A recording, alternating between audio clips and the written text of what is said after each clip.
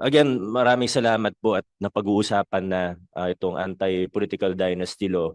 Pero sa tingin ko po, bago natin pag-usapan yung iba't ibang mga detalye nito, yung mga nabanggit po kanina na tanong, kailangan malinaw po sana sa bawat isa kung bakit ba natin sinusulong to.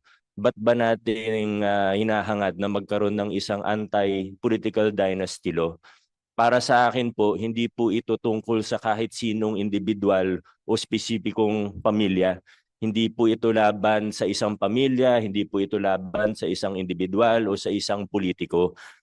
Ang nilalabanan po natin dito, ang ayaw po natin dito ay yung concentration ng kapangyarihan sa kamay ng iilan lamang. What we are against here is the concentration of power in the hands of a few political elite na alam po natin yan na ang nangyayari sa ating bansa. Pangalawa po, ang nilalabanan at inaayawan po natin dito ay ang paggamit ng resources ng taong bayan, the use of state resources, the use of taxpayers' money to perpetuate themselves in power. Ibig po sabihin, ginagamit ang makinarya ng pamahalaan para sa pangampanya nila, ginagamit ang pera ng taong bayan para hindi na sila maalis sa pwesto. So kung yun yung nilalabanan natin, ano naman yung gusto natin? Ano ba yung inaasam-asam natin para sa ating bayan? Ang gusto po natin, ang mga kabataan, ang gusto po natin, ang mga mahuhusay, ang gusto po natin, ang mamamayan na kwalipikado at may kayang mamuno ay siyang mabigyan ng pagkakataon. Our Constitution not only suggests, but our Constitution guarantees equal access to opportunities for public service. This is the constitutional guarantee that Congress has slept on for the last 40 years. Kaya ito po, sinusulong natin ng isang anti-political dynasty law. Gusto po natin na pag may magaling, pag may mahusay, ano man ang kanyang pangalan, ano man ang kanyang kakayahan in terms of money, pondo, kahit wala siyang sapat na, kahit kulang yung resources, walang political machinery, hindi membro ng political family, ay magkaroon siya ng pinatayan ko na yung sarili ko ng mic. Wala pang 5 minutes. Walang na magkaroon ng pagkakataon. Kasi sa kasalukuyan po nating sitwasyon, opo, paminsan-minsan may mga magagaling na galing sa political family. Hindi naman po natin inatanggi yun. Alam naman po natin, totoo yan. Pero, tingnan natin yung pangkabuuan. May isang kandidato na sobrang galing, honest, may integridad, maayos, mahusay, matino, pero walang pangalan, walang makinarya, walang pera. Ang kalaban niya, miyembro ng political family na theoretical lang naman po ito, wala tayong pinatatamaan. Miyembro ng political family na, let's say, wala masyadong kaalaman, wala masyadong karanasan, hindi marunong, hindi magaling, may pagkakurap pa ng konti. Sa sitwasyon natin sa Pilipinas, 9 times out of 10 ang mananalo yung miyembro ng political family. Bakit? Kasi gamit nila yung resources ng pamahalaan. Nangangampanya sila. Hindi naman gamit, alam naman natin ang totoo, hindi naman nila gamit ang sarili nilang pera eh. Pag nakaupo na yan, ang gamit nila para mangampanya, resources ng taong bayan. May iba pang lugar, makikita po natin ng mga instance ng karahasan. Papasok ang bago, walang koneksyon sa politika, manganib ang buhay niya mismo. Sa maraming lugar sa Pilipinas, ganyan po ang sitwasyon. Kaya po kailangan natin ng isang batas to equal the playing field and to give us what the Constitution guarantees, the equal access to opportunities for public service. Yan po ang sinusulong natin, yan ang pinaglalaban natin pag pinag-uusapan natin ang isang anti-political dynasty law. And I hope that Congress now will really be serious, whether the upper house, the Senate, or the lower house.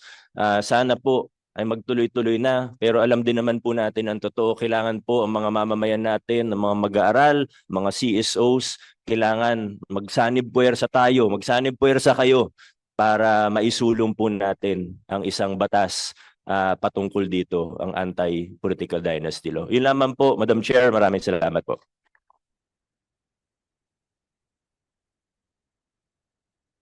Maraming salamat din po, Mayor Vico. Ngayon naman po mga kasama, pakinggan natin mula sa Anti-Dynasty Network, ang co-convener niya, Kiko D. Magandang umaga po, Madam Chair. Magandang umaga po, Mayor Vico, na kasama ko rin po sa Anti-Dynasty Network, at magandang umaga po sa ating lahat. Siguro dalawang punto lang po yung gusto ko pong pasukan ngayon po. No? So yung una, susugin ko na po yung binanggit na rin ni Mayor Vico, ni Senator Risa, yung idea na yung pagbabawal sa anti-dynasty o ang pagbabawal sa dinastiya ay nakasaad sa ating saligang batas. No? At saka ako, for that reason alone, dapat natin yung gawin. Dapat yung gawin ng Kongreso. Pero hindi yun lang po yung dahilan, no? Kumbaga sa sobrang talino ng mga sa mga framers ng Constitution natin, na-anticipate nila yung yung nakitang malalang problema dito sa mga political dynasty dahil sa nakita ng mga pag-aaral sa economics, sa political science, sa iba't ibang mga disiplina, talagang may malinaw na epekto yung pagkakaroon ng political dynasty dito sa ekonomiya natin. Yung ibang mga probinsya, ibang mga distrito, municipality na pinamumunuan ng mga dynasts, nakikita natin na mas mababa ang development outcomes nila, nakikita natin na mas mababa ang economic activity nila.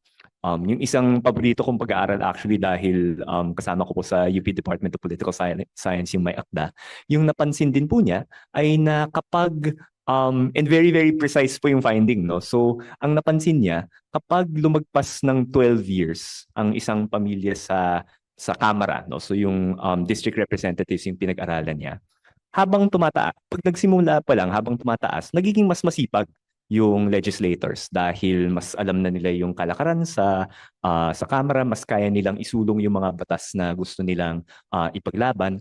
Pero after 12 years, a little after 12 years, bumabagal yun at bumababa yung productivity. Ano nangyayari sa 12 years? Kasi sa 9 years, matatapos yung term limit ng isang member of the House. Tapos after 3 years, manungkulan yung isang kamag-anak nila.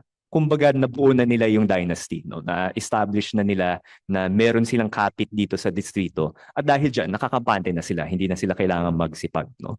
So, I think for these reasons, both kasi nakikita natin yung economic outcome tsaka yung political effects ng pagkakaroon ng dynasty na masyadong nakakampante yung mga leaders natin. May sense talaga na magkaroon ng political dynasty law. Para sa mga high school students po pala, sa mga nag-aaral ng algebra ngayon na kino-question niyo po kung bakit pinag-aaral niyo yung parabola na gano'n. Yun yung application nito. Parabola yung nakita natin na trend. Kaya very seryosohin niyo po pati yung math, hindi lang yung soksay. Pero siguro po, ang second point ko na lang po ay susugin po yung tatlong tanong ni Madam Chair tungkol sa ano dapat yung extent ng anti-political dynasty law. No? So una sa degree, para sa akin po at para sa Anti-Dynasty Network and para sa marami pong ibang nag-advocate sa mga konsultasyon po natin, dapat umabot po ito dito sa fourth degree of consanguinity. So again, hanggang pinsang buo yung ban dapat, no. At yung nung pinag-usapan namin kanina, ang reflection ko po dito, member din naman ako ng isang political family, at least at political families, ang nakikita natin kasi mas konti na yung magiging anak ng mga political families kung papansin nyo kumpara sa nakaraang generation, sa generation ko na millennial at sa Gen Z, mas konti kaming mga anak, no. At dahil dyan, nagiging mas malapit kami sa mga pinsan namin, di ba? Parang every Sunday nagkikita kami and ako, chine-cherish ko talaga yung mga experiences na yun. Pero ang reflection ko rin doon, yung turing ko sa pinsan ko, katumbas ng turing ng isang politiko sa kanyang kapatid nung previous generations po. So I think yung ganung closeness, bagamat maganda siya, no? Mabuti talaga na meron tayong pamilya na malapit sa isa't isa. Yung kinatatakutan natin na iisang pamilya lang o iisang angkan lang yung may hawak sa kapangyarihan sa isang distrito, sa isang probinsya, kumbaga, kailangan na yung fourth degree. Kung hindi siya kinailangan dati, ngayon at sa mga darating na taon, feeling ko mas kailangan yun kasi mas tight-knit yung mga pamilya ngayon, no? So una yung sa fourth degree.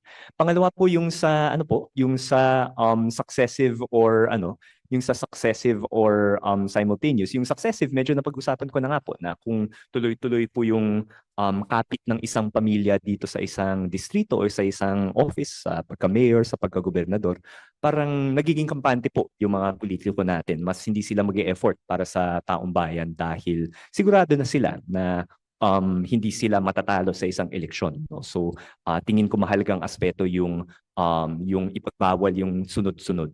Yung sabay-sabay naman, nabanggit na ng mga kasama ko sa Anti-Dynasty Network dati, sina Attorney Mikey, si Doc Melay Abaw, na nakikita natin ngayon yung masamang epekto ng sunod-sunod ng paghawat ng kapangyarihan. No? Yung kasi ang nakikita natin, yung ang possibility kasi ay meron kang mayor na galing sa isang pamilya, yung kongresista ipagtatanggol niya yung kapatid niya o yung kamag-anak niyang mayor kapag kino-question yung budget nito sa kongreso. At sinabi na nga ni Attorney Mikey na you cannot effectively audit your family members. No?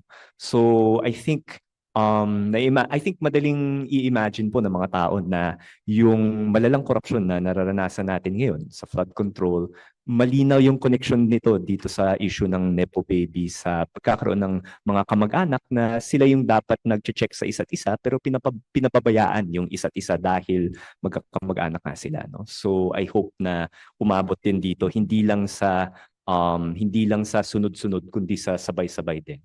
And siguro yung last point, yung sa overlapping constituency, related po ito sa issues ng pagkakaroon ng mga magkakamag-anak in office ng sabay-sabay. Kasi yung pinaka, and I think mas mapag-usapan nito ng mga kasama ko po ngayon. Pero yung idea na may iisang pamilya lang yung may hawak ng governor's office, mayor's office, congressman's office sa isang lugar, sa isang legislative district. Parang kung isa kang mamamayan na hindi ka sang-ayon dito sa ginagawa ng angkan na ito sa politika, mas kumukonti yung pwede mong puntahan for an alternative, no? So ang gusto nating makita yung diverse views dito sa ating mga distrito, dito sa ating mga probinsya, dito sa ating mga lungsod.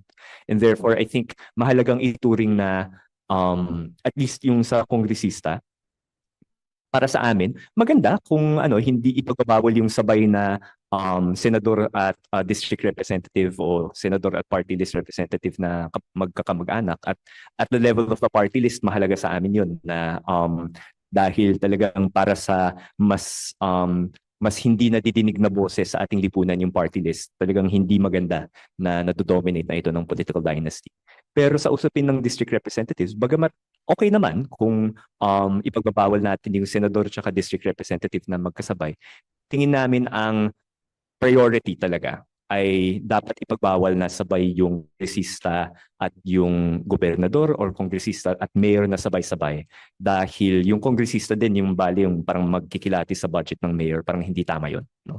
So siguro po in terms of degree, mahalaga po sa atin yung fourth degree dahil at least ako sa lived experiences ko, malapit ako sa mga pinsang buo ko.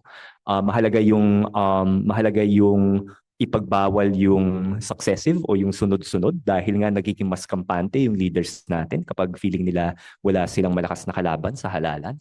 Dapat ipagbawal yung sabay-sabay dahil hindi effective yung check kung kapamilya mo yung congressman, yung mayor, yung governor, hindi epektibo yung check and balance sa ganung sitwasyon. At related dyan, mahalaga na i-define natin yung overlapping constituencies in a broad way. Dapat hindi porke ibang posisyon yung House of Representatives, ibang posisyon yung governor or mayor ay walang kinalaman sa isa't isa yung mga posisyon na ito at nakababahala sa check and balances again kung isang angkan lang yung may hawak nito. Maraming salamat. Maraming salamat din, Kiko.